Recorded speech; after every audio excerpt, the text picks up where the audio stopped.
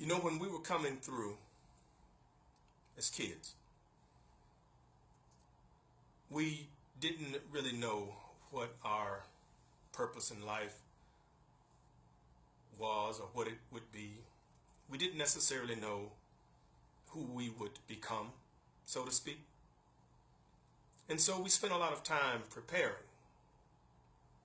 preparing not to fail, preparing to be able to take advantage of the doors that would be open. We prepared for high school when we were in middle school. We prepared for college when we were in high school. And then we prepared for our careers while in college. So the question is, what are we preparing for today? I ask this question because generations ago, turning 50 meant that you probably would have run your race and have accomplished that which you set out to accomplish. But we're living longer now. We're going to wake up, or should expect to wake up, many more days. So my question to you is, what are you preparing to accomplish or to contribute over the next 50 years? You know, when we were younger, there were a lot of life's lessons that we still had to learn. We had to obtain the knowledge of self. We had to understand things like maturity and responsibility. But now at age 50, given that experience, given that knowledge, given our wins and losses throughout life, the many mistakes that we made, some that we avoided, all of those lessons learned. And it allowed us to carve out knowledge of ourselves and our place in this world to this point. What do you do with that information? How do you apply what you've learned over the last 45, 50 years or more? I want you to expect to continue to wake up and to continue to contribute, but contribute on a higher level.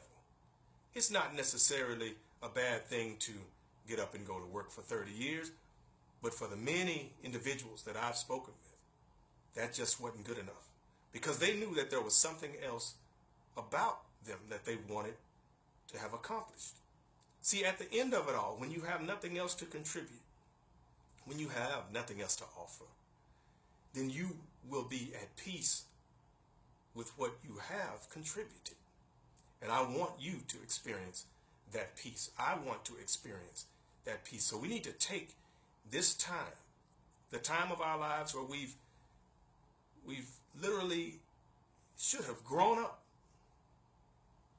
and outgrown certain behaviors or certain mistakes or certain degrees of ignorance. And we should apply those experiences to the next 25, 30, or 40 years. And who could we become in that time? Expect that you will be given that time and prepare as though you believe that we'll still be here 50 years from now. This is not the time to take your foot off of the accelerator of life. I remember growing up and looking on the porches of people around the neighborhoods and saw our elders, sitting on the porches and not really putting forth much of an effort to improve their condition. Times have changed.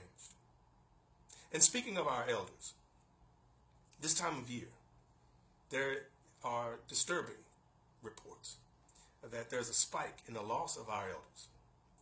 And so we need to be mindful of that. We need to be mindful of their schedule. In other words, we're not losing our elders this time of year because of the weather.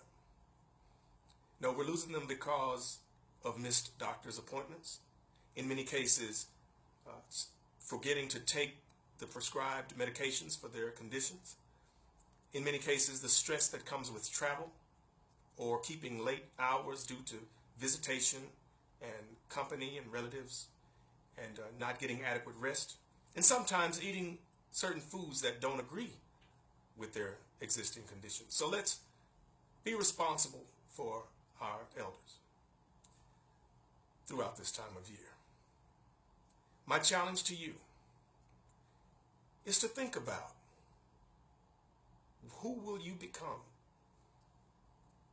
if you knew that you would wake up for the next 50 years and apply the knowledge that you have ascertained over the past 50 years.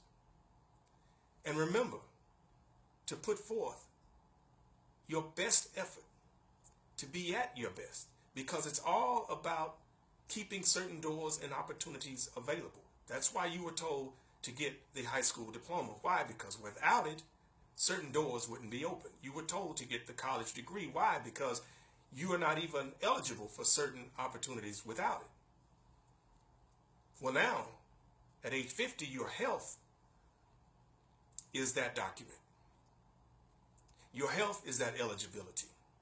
Your health is going to open certain doors or have certain doors closed because you did not pay attention to the most important asset that you have, and that is your health. This is your challenge from me. I challenge myself to this every day. I want you to join me, and let's prepare as though we expect to see each other doing well in the next 25, 35, 40, even 50 years. My name is Jay Jackson.